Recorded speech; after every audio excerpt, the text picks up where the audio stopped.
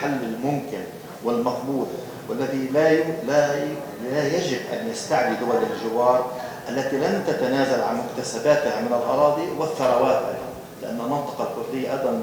غنية بالثروات التي من الصعب على أي دولة سواء كان العراق أو سوريا أو إيران أو تركيا أن تتنازل عنها وتقبل بالكيان كيان، ولن تسمح بإقامة كيان كردي في محيطها ولو على قطعة أرض محدودة، لأنه سوف يستقطب جمهور الشعب الكردي في مختلف هذه الدول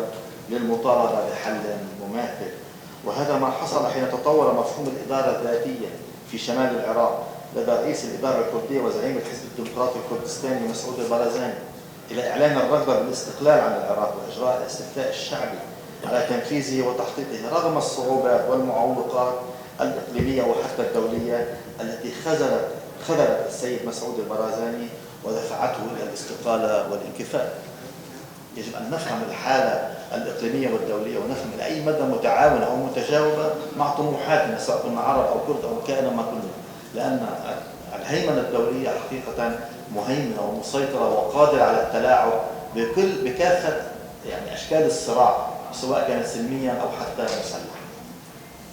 إضافة إلى ذلك يجب على الشعب الكردي تعزيز ثقافته والحفاظ على هويته والابتعاد عن سلوك طريق المواجهة المسلحة، لأنها لن تؤدي إلى إقامة دولة كردية مستقلة للأسباب الموضوعية التي أشرنا إليها، ولكن عليه العمل بالحفاظ على الهوية والانتماء واحترام الذات والانفتاح على الآخرين سواء في الوطن العربي وغيره من الشعوب والأوطان. طبعا نقصد الفرس والأتراك وكافة الشعوب